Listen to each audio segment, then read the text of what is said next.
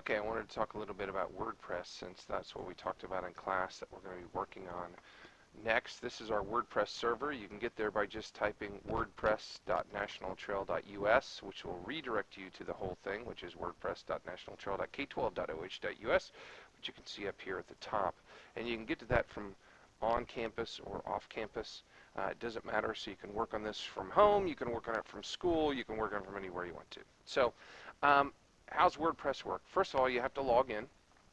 So if you go down here, you can see down here the login button underneath here, and obviously this is going to change as you guys make posts.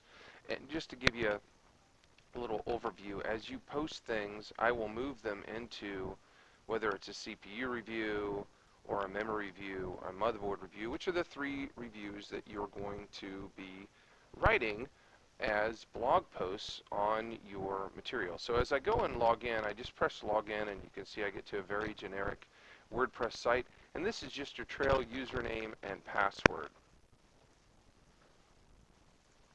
So I've got a temporary user and administrative user. This is my temporary one that's going to look just like yours. So when you log in, you're going to see this dashboard, which is the author's dashboard, which is what allows you to make posts and put them on our blog. If you ever want to take a look and see what, move back and forth from here to what it looks like, all you do is click up here. If I click up there, I go to the site, and if I click back up over here, I go, oops, not that one, I go to the dashboard. So I just click this button, and I go back and forth between my ability to post and my ability to view what it looks like. So to do a post, we're going to go down here, and I can click posts, and right now I can see what I have posted, which is just this test post. If I have a post, actually that's what my other identity posted.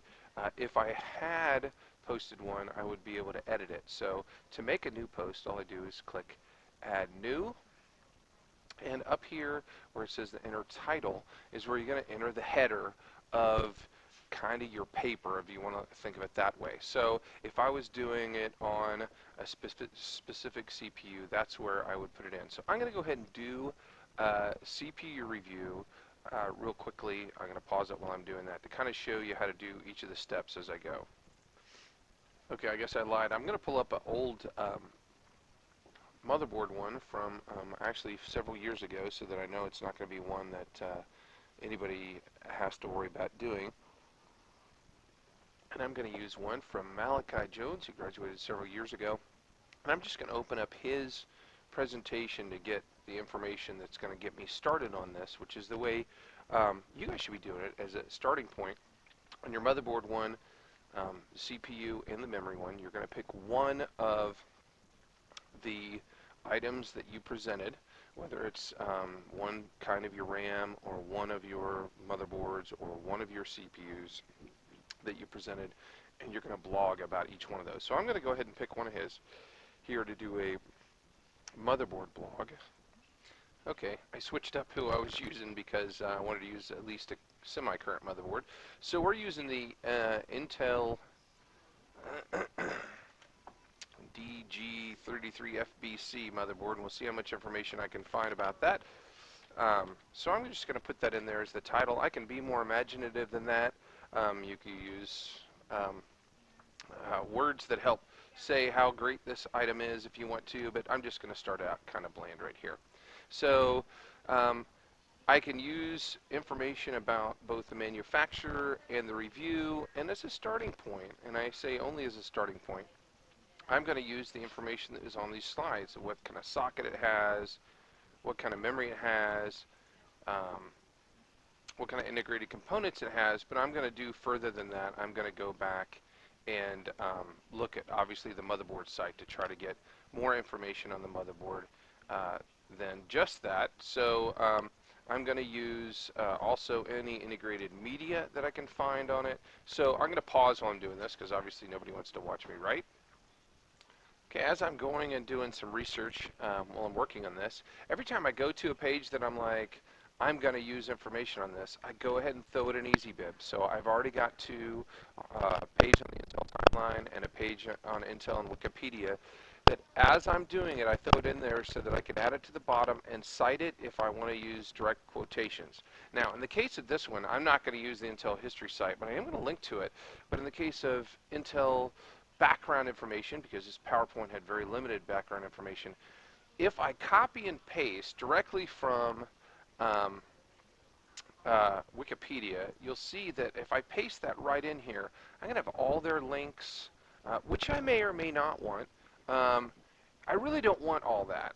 I really just want a bunch of the text, and I'm going to edit a bunch of the text. So as a note, I would never post directly into Word or directly into here. I'm going to go ahead and cut that out. What I do recommend doing is posting into Notepad as the first place you post things. Notepad, when you post stuff in there, takes out all special fonts, special characters, highlighting. Everything comes out of Notepad just as you drop it in there. So if I paste into Notepad first and then copy and paste directly into here to do my editing, you can see all that special text went away.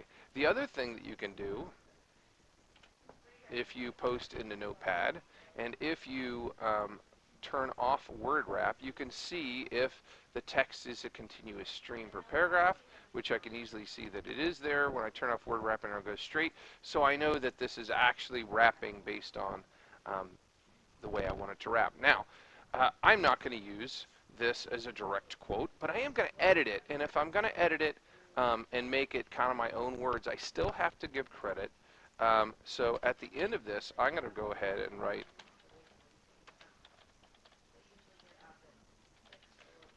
I don't know what I just did there. Oh. Actually, I think I did a control number to change my font. There we go. So by adding that at the end, and that's my end text citation, right? I'm saying that I'm giving credit to that. Now, if I was going to quote it, and if I was going to copy and paste directly, all I'd have to do to be legal is to go and put the quotes around it. I don't want all this information. I'm going to paraphrase what they say because it's just too much information for a blog about a motherboard. I'm just trying to give some background information about Intel. So I'm not going to do that. But if I was, all you have to do is put the quotes and the in-text citation, and you're completely legal doing that. So I wanted to make sure everybody knew that, because a lot of people get caught for plagiarizing when the act of giving proper credit is so simple. There's no reason to do that. So I'm going to pause again while I edit this. Okay, so you can see I pared it down a lot. I used a lot of their wording, but I reworded a lot of their stuff to make it pare it down to just one paragraph. The other thing I might want to do in this same paragraph is link it to the actual article, as well as linking it to maybe some background information about Intel. So I'm going to use those two articles and just link it to those as well. So if I want to go and link it to the actual article, I could just link Intel Wikipedia here and turn this into a link.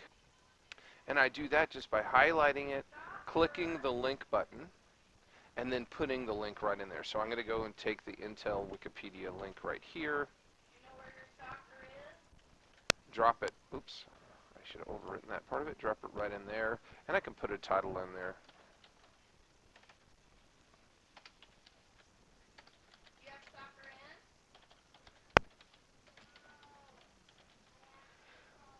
And I always want to say open link in a new window or tab, and I click add the link, so that's added there. And then the other thing I might want to give, since I've got the history back here, I'm going to go ahead and highlight the founded on right here and link that to the Intel timeline article that I've got open here. So if someone was really interested in Intel, they could go and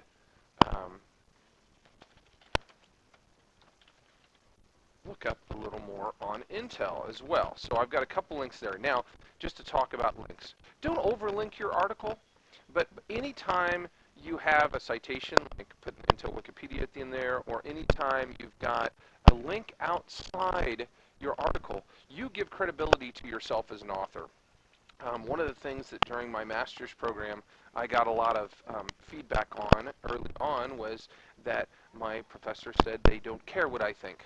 I want to know what the professionals think. And so their point there was that whenever I'm writing something, if I'm not citing someone whose job it is to know that information, or I'm not citing a professional about that information, I don't have the credibility as a master's student, nor do you as a high school student, to say this is actually the best thing without giving any outside references to where you got your information and where your opinion is based on. So anytime you're making a claim about a product or one side of an argument, you need to support that side with some kind of other information other than just because I say so. So that's the advantage of having these outside links. And like I said, don't overlink it, but add some along the way to back up the information that you just gave. So if somebody goes, it's not true, and they click on it, okay, yeah, well, it was true, because you wouldn't have provided a link there from where the information came from if it wasn't. So linking in a blog is an important part of adding credibility to what you're doing.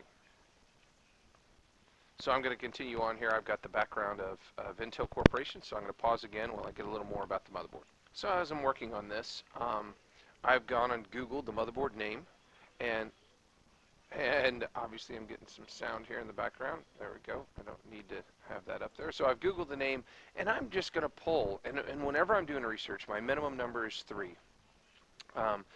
3 websites that collaborate information about something is the minimum you want to do in order to pull good information about something. If you pull just one page, now granted the Intel page we most likely think is going to be the most factual place about this motherboard, but when it comes to making opinions about the motherboard, I don't want to just grab one from Newegg and see what they said. I'm going to look at Newegg, Tiger Direct, Tom's Hardware, those 3 on here, as I look at this one and Tom's Hardware and Tiger Direct. Those are 3 places that I can probably go to get some relatively good information and feedback from people who actually have it on how good this motherboard is. So when I'm talking about this one, if I go to Newegg, now obviously it's an older motherboard, it's out of stock, but I can still access their reviews on the motherboard over here and look at the reviews that are here. I mean, it's ranked pretty high. I mean, if you look at overall, I'm at 4 stars here.